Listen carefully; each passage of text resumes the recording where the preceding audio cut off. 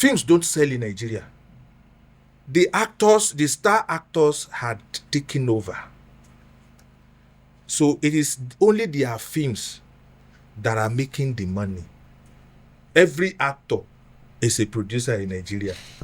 So the industry has no structure at all. Association of Okada riders can decide to say, come, let us make a film now. They will pick their phones, make a film, put it on YouTube. They will make sales.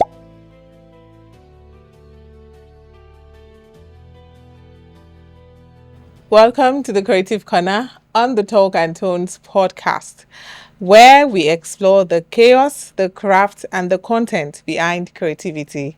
I am your host, Daisy, and today I've got a great storyteller in the studio with me, somebody who is engrossed and deeply rooted in the Yoruba culture.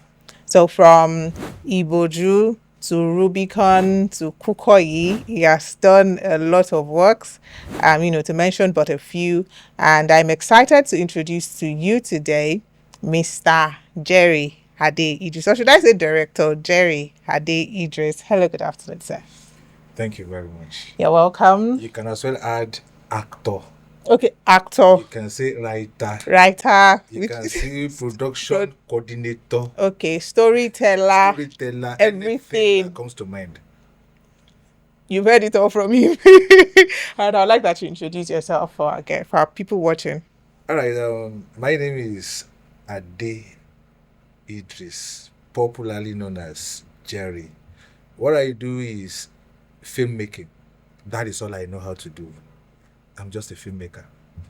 So the filmmaking encompasses all of the things that you've mentioned. Yes. Let me just say yes.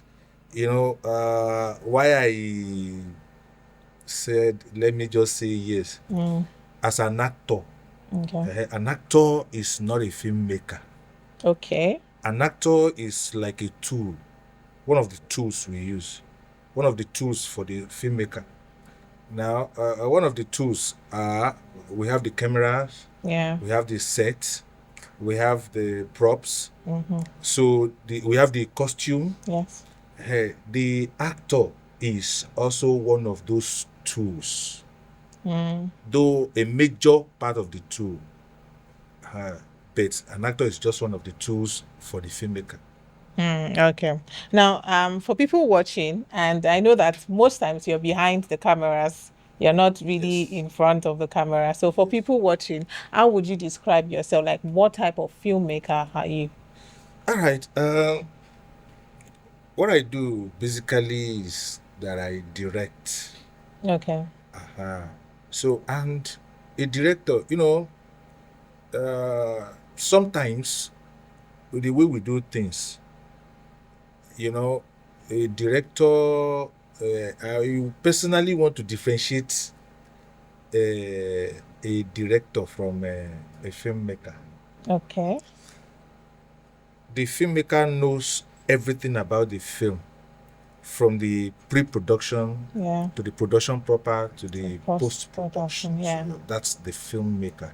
And that is why at the end of the whole process, it is always a film by the name of the director, not the producer. It is a production of a producer, but the film is made by the filmmaker, who is also the director. But sometimes the director is not playing the role of the filmmaker. It's only to come on set and just call the shots, just tell the actors what to do, and we just call action. So after all said and done, he goes his way. He doesn't know how the production, the post-production process goes. Yeah. But for me, I like to handle everything from the scratch to the end, from the pre-production, from the level of the script. Yeah. Yes, if you are giving me the script, let me see the script. It's not every script that comes my way I direct. Accept here. I don't accept every script. There are I am not saying that the ones I reject are bad, but they might be the kind of scripts I don't want to shoot. Okay. For example, I don't like comedy films. This one is pure comedy. I don't take it seriously. So when you give me a comedy, a purely comedy, we can infuse comedy in the movie, but not that everything is comedy, pure comedy. I don't naturally like it. I don't even want to watch it. So a film that I cannot watch and enjoy, I can't make it. I get it now. Now, when did storytelling or filmmaking begin for you? Was this something you've always been interested in, or was it something that you just, fell into along the way? Was it, or it was by chance or by luck, or something you've worked hard at getting into? Well, I worked hard to get into it because I had seen it in me. I had always known that I was going to be a filmmaker, not even an actor. So then we were just writing scripts, not professionally. We would just write. Even when I was in secondary school, I knew I was going to join the industry from the beginning. So the stories will come. I will write it in my own way until I began to read scripts. Then I began to learn, okay, this is how to write it professionally. So I started writing professionally, but I wasn't writing for people. I write just what I shoot, what I direct, until I was discovered by a friend who would say, oh yeah, write for me, we want to shoot. That is a Boyega Shower. He's also a filmmaker, a very good one at that. So he discovered me anyway as a writer.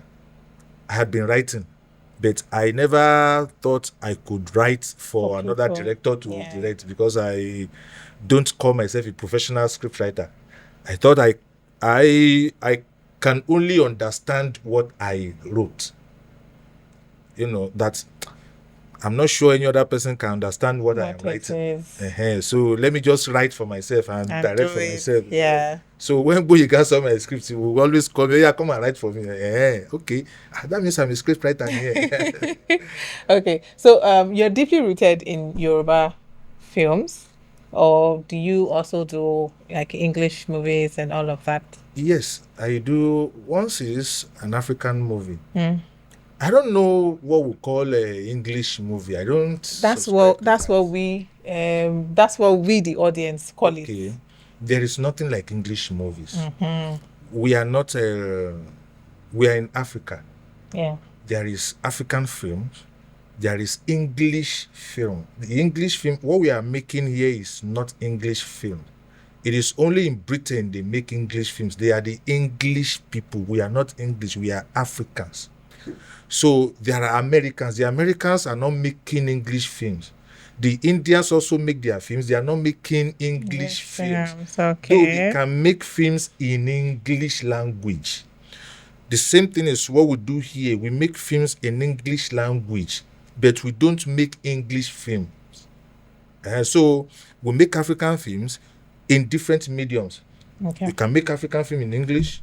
You can make African film in Yoruba. You can make African film in Igbo, in any other African language. It is African films. There is nothing like Yoruba films. Hausa film. So that's a new one. I just Nollywood is Nollywood. Hey, we can only choose the medium we want to employ. So that's all. Okay. Now, when you started writing script writing, directing, and all of that, what did you see in the Nollywood industry that made your perspective change? That I do not want to do this thing the normal way. I want a different way. And what makes you stand out? All right. When I started with people who do the normal thing. But I knew this wasn't what I wanted. But this is where I found myself. So I was learning from them. So they are the grassroots. So even if you go to the university to study it, you are still coming back to learn from them. From them, yeah. They are on the streets. They are ahead. So when I started, I was learning, and I was watching TK. We call him Tunde Kelani. Oh, okay. I was watching his movies. Toluwanile. I was watching, a lot of his movies. Oleku and all of that stuff. I So don't think I was born then. they were just in the 90s. Yeah, maybe I was a child. So I was watching. Then I was a child actually, but I was learning. I would think I was in secondary school when Toluwanile was dropped on VHS. I think I was in secondary school. But when I saw that movie, I said, yes, this is the kind of a thing I want to do. This is my kind of movies. So I started learning, watching mainstream movies and learning how to do movies like that. So when I joined the industry, that was my focus. I want to do movies like this. I want to do movies like this. This is what I want for myself. So it's a work in progress. All right, sir. All right. Now, in every job, in everybody's life, there's always a point where you think, oh, I don't think I want to do this thing again. I don't think this is working for me again. I don't think I want to explore this path again. Was there ever a time like that for you? Or maybe there was a production process that was just so, intense that you thought, oh, I do not want to do this. Well, that last one you just mentioned, maybe some production difficulties Yeah. that you would just say, I think this would be the last one. Taloti and Ramesh gone. What am I even doing this for?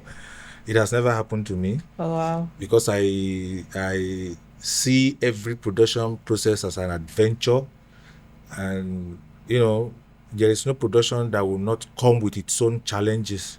Yeah. Your ability to tackle, even if you are not doing films, whatever you are doing, there will be challenges there. So if you run away, you are still running to another thing that will find bigger challenges. So it has never happened. There was never a time I thought I would run. But my first film, the first film I directed, that was in 2005. Yes, 2005. What's the title of if I remember the title, I'll let you know. Okay. So I approached an actor. That time I had never directed a film before. So but immediately when I was coming, I got discouraged.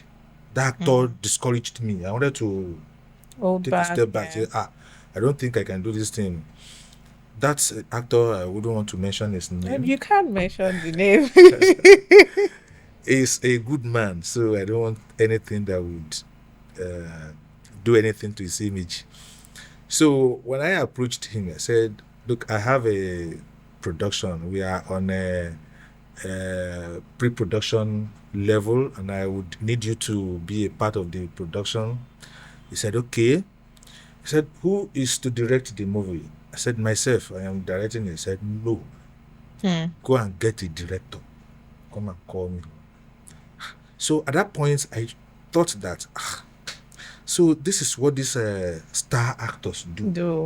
They will not want to work with a greenhorn like me.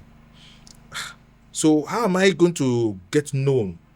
How am I going to break through into the industry if you only want to work with established directors, star directors? Then I started thinking, that means there is no way for me. Let me go back. Let me go and be doing something. Maybe I should go and face acting. I mean, I don't know how to act. So the guy actually discouraged me. And so what I did was that I went to some bosses, some established camera operators. We call that a Bonlaide Olobe, still very relevant in the industry. So I went to Lady Alobi. I said, okay, this is the production, this and that. I said, okay, let's go there. So we started calling the actors, all the star actors. When they come, I was young. I think I was the youngest then. So when they see me, they look at me and say, Eli, this one, I hope you will not spoil this film, Sha. We will not spoil it, please. Let's do it. So we started doing it. I remember when I give them the direction, this is how it goes and all of that, and they will be saying some other things. No, it's not right like that. Let's do it this way. Let's do it that way. And I will be moody. I won't talk. I can't talk. Can't talk back at them. Yes, but this Egbon Oladiolobe will see it in my face that this guy is not satisfied. And then he will come to me, Jerry, kí ló fẹ́? Nǹkan tí mo fẹ́. You know, say, come and say it. Come and say what you want. They will do it. Don't worry. So he was giving me the courage. So from through Oladiolobe, I got the courage back. You know, that star actor discouraged me, but Oladiolobe gave me back the courage. Oladiolobe, Sulaiman Odebumi. So Sulaiman Odebumi was the continuity. They were all my bosses, so they gave me the courage to start directing. So that was how I started. There was another incident that another star actor who is now my very good friend, my very good. I like that you mentioned all of these star actors. Star actors. Everybody is a star actor, sir. So let's talk about these star actors. Please, I beg you. They are now my friends. Okay, sir. So when my name was mentioned to him that I was going to direct the movie, he was not even the first actor, you know, that was mentioned, that was tipped for that role. He was not the first person. The others were not available. So I now mentioned his name. From the beginning, I mentioned his name. I said, this is who I want, because the role he usually plays talk. Okay. So I said, I can blend in.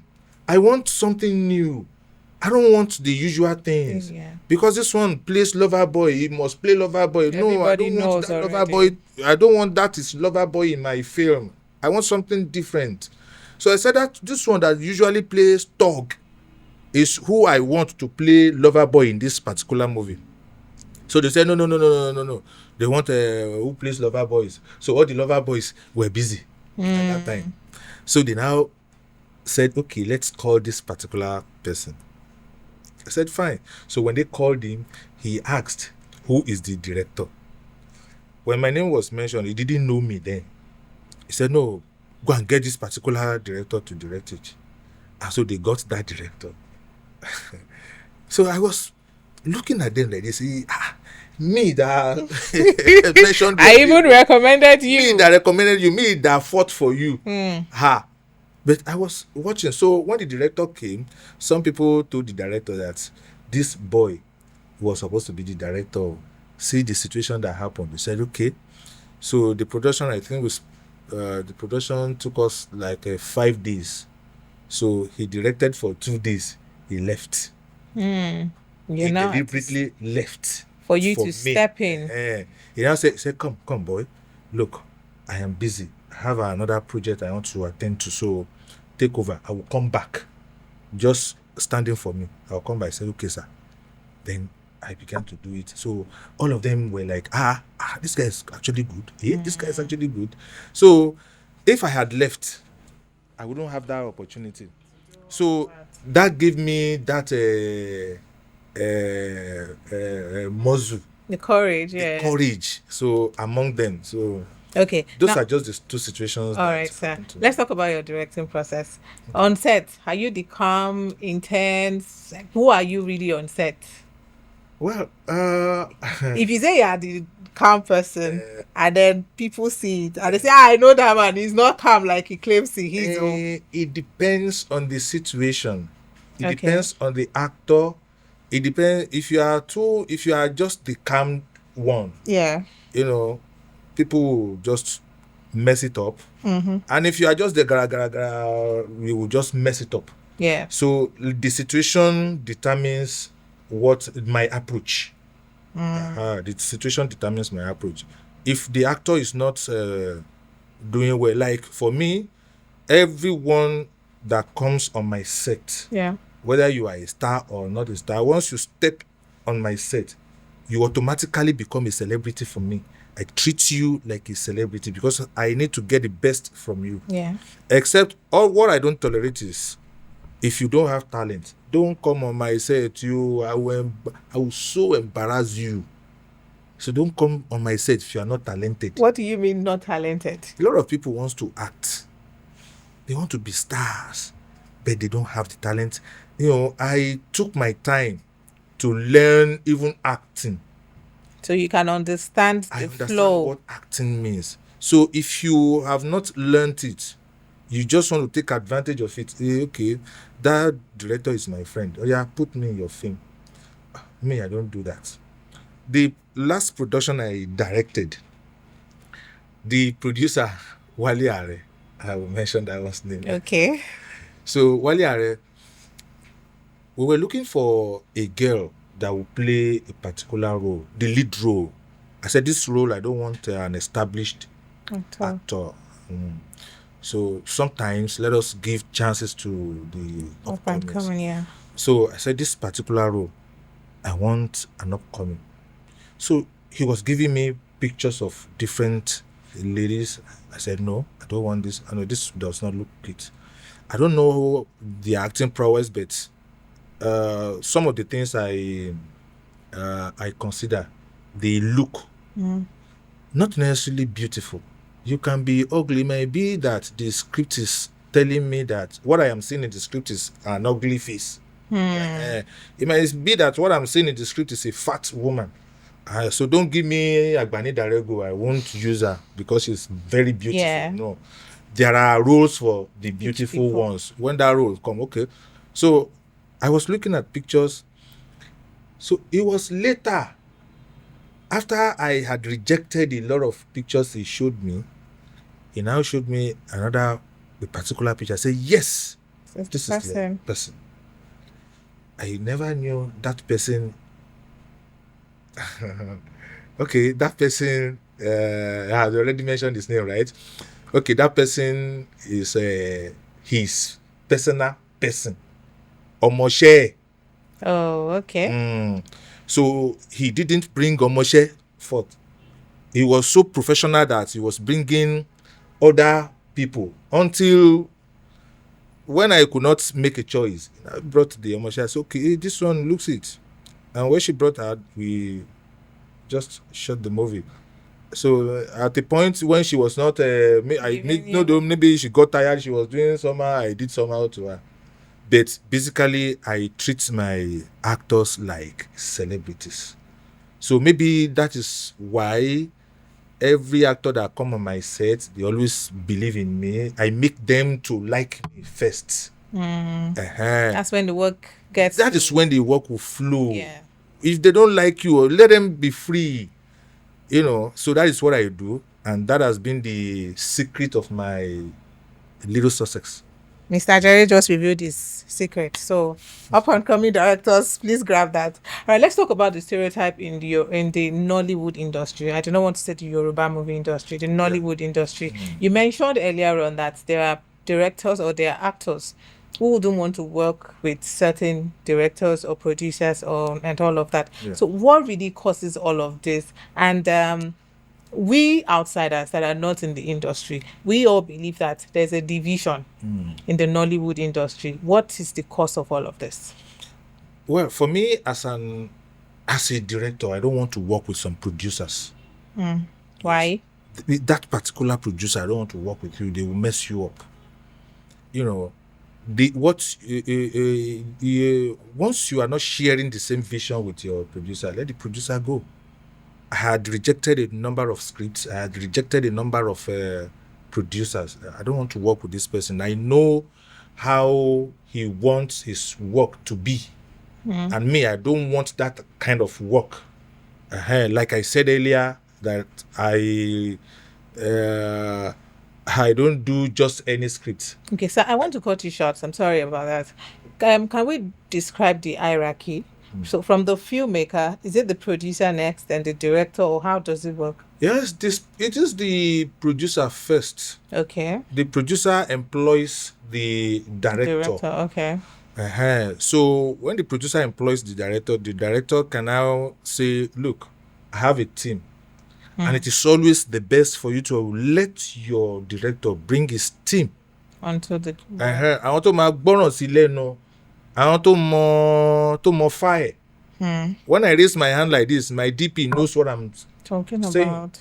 When I raise my leg like this, my continuity guy knows what I'm saying. Not that I will be explaining to you. You see, naturally, the director of photography and the film director should work hand in hand.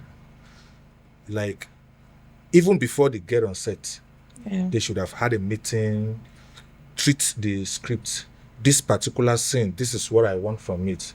The DP, the director of photography, will digest it and, come up with his own plans, rub minds with the director before they get on set. So for somebody I do not know, that you as a producer, you are employing another DP I had never worked with, or that I don't know. When we get on set, the DP will want to do like Ogali Mino now. The director, who is automatically Oga, will want to play his role as Oga. There will be conflict. There will be argument. And so the film, koni lori koni nidi, because the director will be angry. The DP will be like, well, you can't be controlling me here now. I'm also the DP. You are a director. I'm a director on the set. So it is always good for the producer, who is the CEO of the production. He can hire, he can fire. Even at the process of production, he can fire the director. Oh, wow. Yeah, he will tell the director, look, I can't cope with you. Yeah. He will hire another director that will continue the production. Yes, it is allowed. Okay. Yes. Okay, so now let's go back to the stereotype thing that you were speaking about. So, even as an actor, some producers call me. I will say, no, I don't want to work with this producer. I had seen his works. I don't want to be part of it. I'll give one excuse or the other to just escape it. So that is why I'm not common in films. I am not even an actor. So if I want to act in your movie, the director that will direct a director must be a very good one. So sometimes actors who had seen your works might not want to work with you. I've seen your works, they are not good enough for me. My brand, they are not good enough for my brand. And actors look up to, they pray that I want to work with this filmmaker.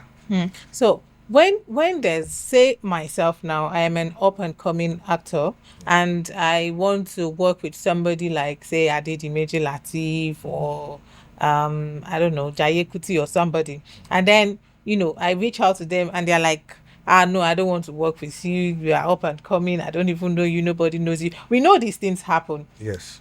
How do I grow? How do I get to that stage? And some people see it as pride. Like, oh, this person is proud. They don't want to work with people lower than them. Because recently, an actor called out a fellow actor. I think an actor called out Lateef Adedimeji that, oh, he blocked her when she needed his help in a film, yada yada yada, like that. So all of these things, I believe that is going to cause like a regression in the industry. So let me start with the person that called Lateef Adedimeji out, that area. Let me start from there. Try to grow in whatever you are doing. Try to grow. Maybe we started together when there was nothing. As I am growing, you are not growing. I will drop you. Sure. So you have to grow while I'm growing. Let us grow together so that if you want to do any product, okay, I am at a certain level. You want to draw me back. I should come down to your level because you refuse to grow. I think that is what is happening. I think. Now, for you as an upcomer, you want to feature Lateef, you want to feature Dolade in your movie. All of that. He does not know you. It is not your film that will now give him the fame he had not gotten before now. Sure. Or the kind of money he had not gotten before. It's not your film. So that thing is a risk to want to work with an upcoming producer or something. It is a risk on them. So what we usually do is that, like, somebody you had not met before, you had not worked together before, you want to call that person for a job. He does not know you. That is why we have production coordinators. We have production managers who would help in contacting them. For example, you are a director. You are new in the industry. It doesn't mean that you are not, it doesn't mean you don't know it, even more than the well-established there, ones. yeah. So, but how do I know? It is by the job you are done. So, if you must call an Odunlade, a Muiwa Demola, a Ramsey Noah in Yeah. your movie, get somebody that Ramsey Noah had worked with, a production coordinator. They don't want to be in every movie. Yeah. They want to be in selected movies. So it now depends on the kind of movie you want to make that will determine the coordinator or the production manager you will employ. If you employ, now I don't want to act in movies that are going on YouTube again. I know production managers, coordinators who only do films that play on YouTube. If you get any of them to call me, of course I will not oblige. I will know, she Musibao is only doing a YouTube thing. No, Musibao. I don't want to do that again. But call Muiwa to call me. I know Muiwa to be a production manager that does big projects. So once Muiwa calls, I know Muiwa, I trust Muiwa. So for you to get Muiwa must have known you. Muiwa already knows that Oma Shedada. Once Muiwa is calling me, for you who I had never met before, I would trust that production because Muiwa is the one that called. I get it now. So that is how it should happen. But for you now to pick your phone and just because call he's my friend, I just reach out to him and say, down now. Down. That is how it plays out. All right. Now let's talk about the new wave in the industry, which is the cinema thingy that every actor is getting into these days. What do you think about it? From the beginning, or let me say, before we entered the industry, it was okay, it was fine. But now, if anybody says it is okay, that person must be lying. It is not okay, especially that cinema thing. That cinema thing is an affliction. Everybody is taking their movies to the cinema. It is an affliction. The cinema is an affliction. It is a disease. Yes, it is a disease in the industry. Everybody is taking his film to the cinema. Is everybody making his money? Do they even break even? When you see figures, 300 million naira in 2 days, those figures, do you think they go to the account of the producer? Of course not. So you're saying it's just numbers? It is just numbers. The producer will still go back home with virtually nothing. So they make that noise. Yes, they make the money. Actually, they make the figure. The cinemas make the figure. But the cinema, the money belongs to the cinema. So the money belongs to the cinema? To the cinemas, because I think they give just 30% to the producer. Oh, wow. Okay, that's new. So by the time you make a film with 200, if the films that will go to the cinema cost will go up to 200 million naira. So the production budget. Yes, will go up a 200 million naira, and then you are making 500 million naira. You'll be giving 30% of 500 million. Back to the. What's the 30% of 500 million? So when you are giving 30% of 500 million, it's not even up to your production cost. Yeah. So, and arrears for films to make 500 million naira. Arrears. Forget about that 1 billion, 2 billion of views. Our sister. She's the only one making that money. How many films are really making up to 500 million naira at the cinemas? So if you are not making that, if you are not making if you are making just 200 million, that same money that you had expended on your movie is what you are just making Back. There's in no the cinema. profit. So what is now 30% of that 200 million naira? Let alone say talking so, and by the time, like what Kunle Afolayan said in one interview, that by the time you make 1 billion, that's 1 billion naira now. They give you have your 30%, and then that 30%, by the time the investors take their cut, you will still not go home with 10 million naira. Imagine your film makes 1 billion naira, and the producer is going home with 10 million naira.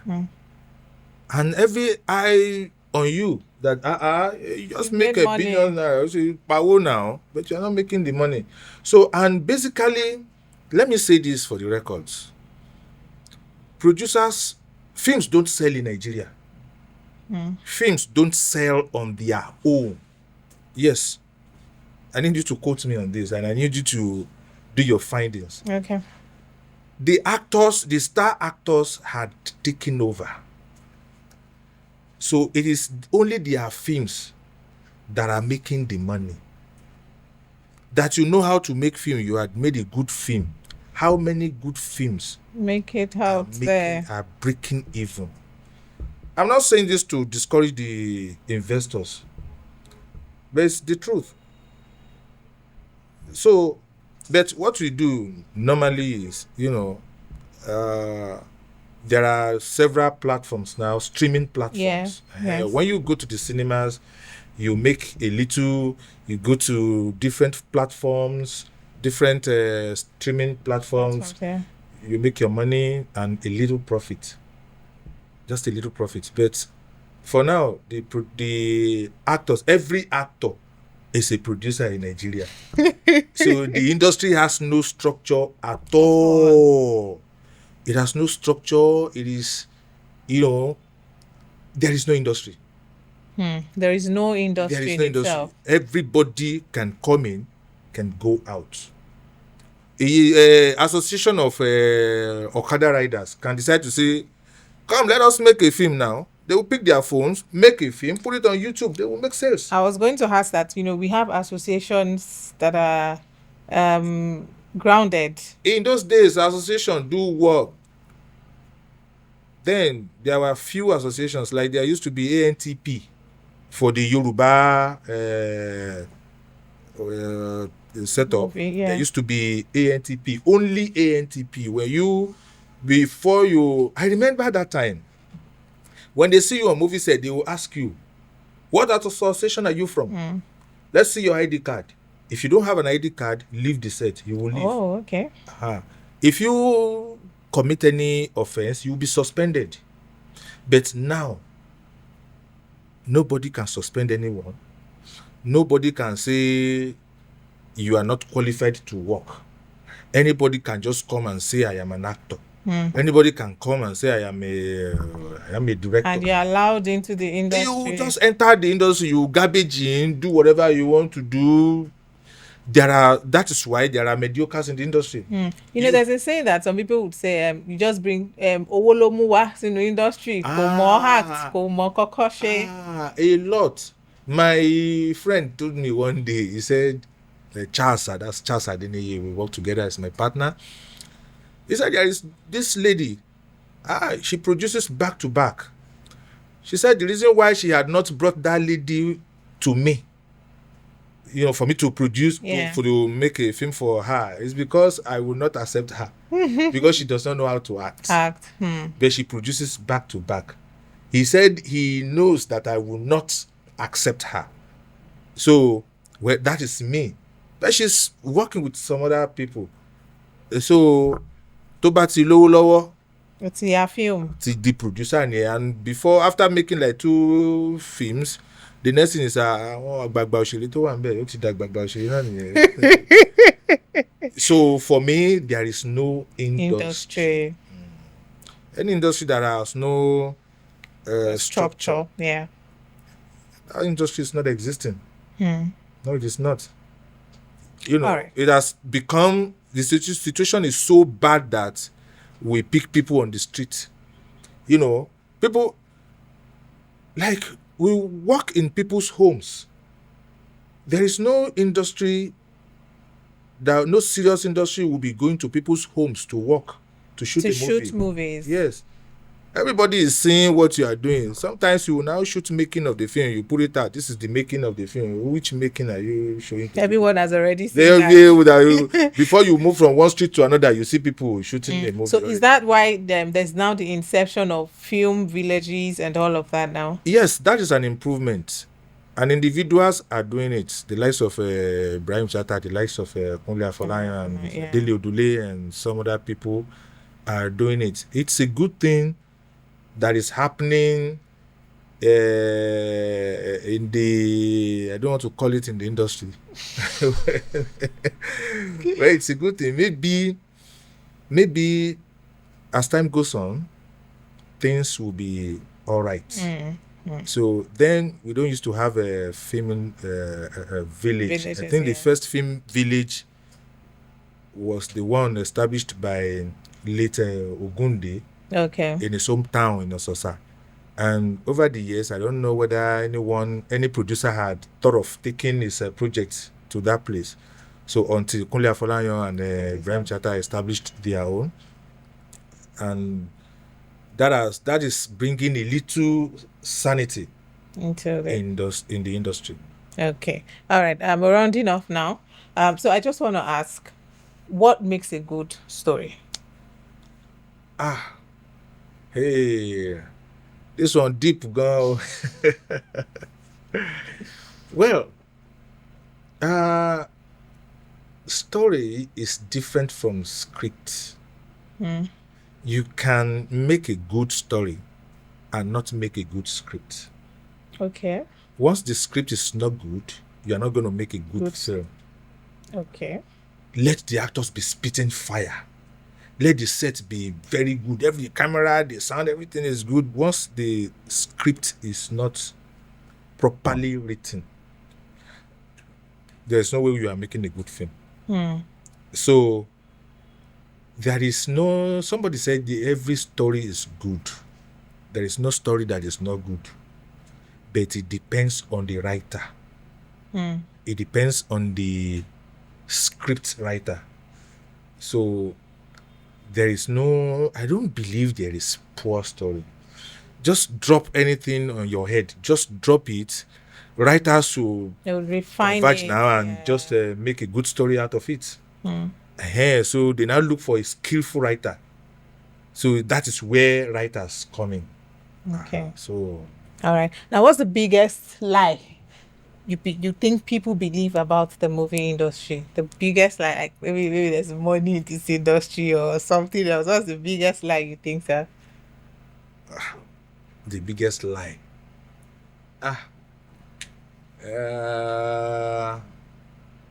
Well, some of the story we tell, they are all lies because some of those things didn't actually happen. We just sit down like this. Okay, bring this one together, join them with this. Sometimes, okay, for example, sometimes when we are working on series, we do have what we call script conference. So when we are doing our script conference, we will have a full story. And at a point, we will just run out of story. Story matiton. By the time we bring the end, we already know the end, where we will end the story. So when we get to a certain level, I think let's see the end actually episode 7. And we are going to episode 26. What are we going to do?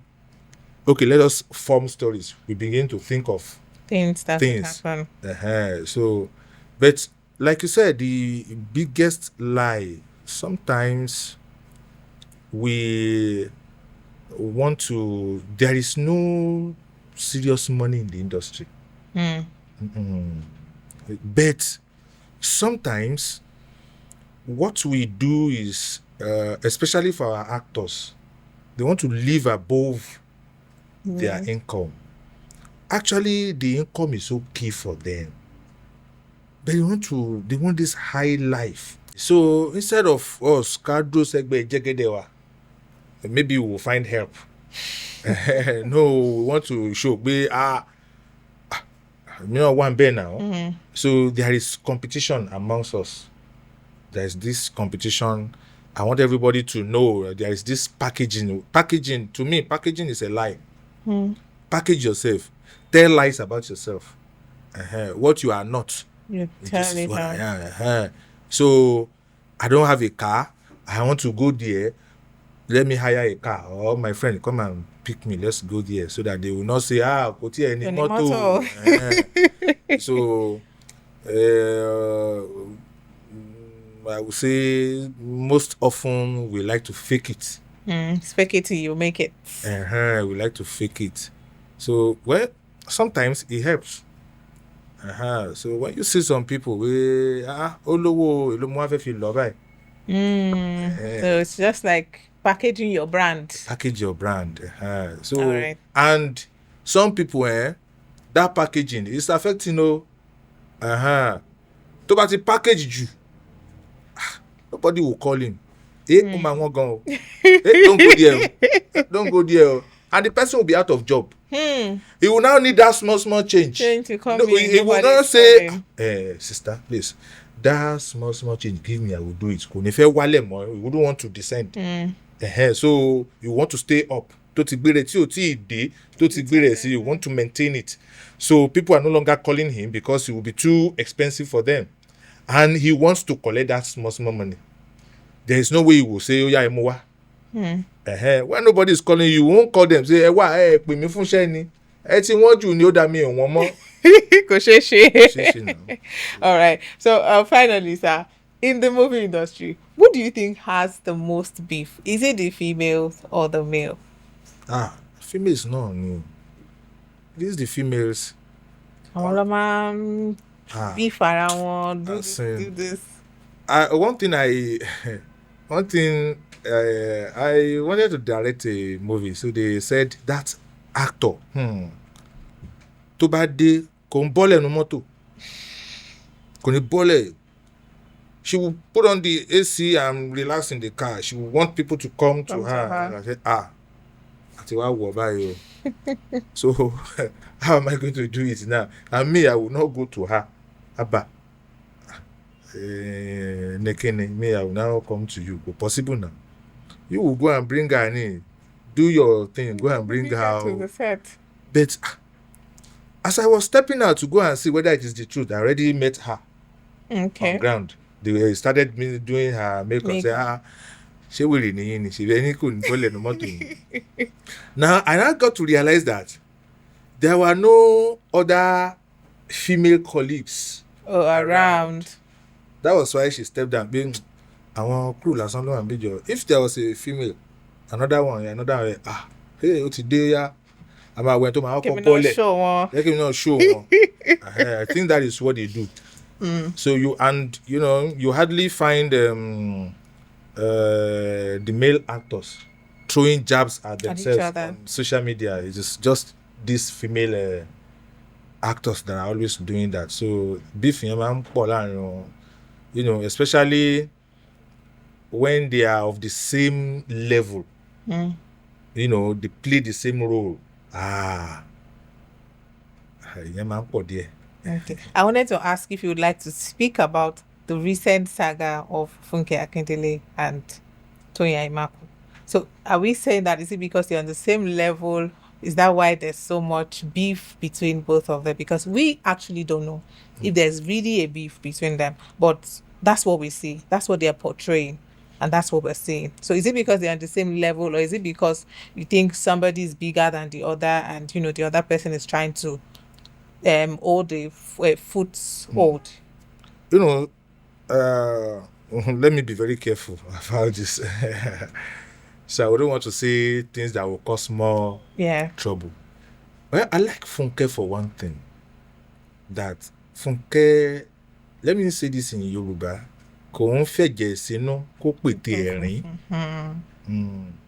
Once you step on her toes and she's not okay with it, she will let you know. She will fight immediately. And you will know this person is fighting me. You know how to say sorry. You know how to place yourself, But when you see her laughing, you know that this person is laughing. She's sincere with this laugh. But when you see some people, they are laughing, you can't tell whether they are happy or not. Not, yeah. You can't tell whether this laughter is genuine or not. That is, those set of people are the most dangerous people.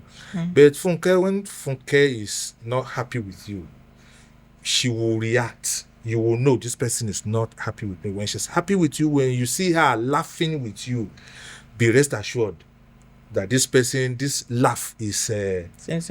sincere, genuine.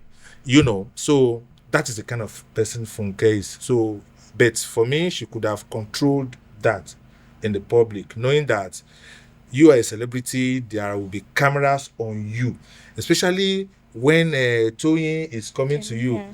Your beef is all over the social media.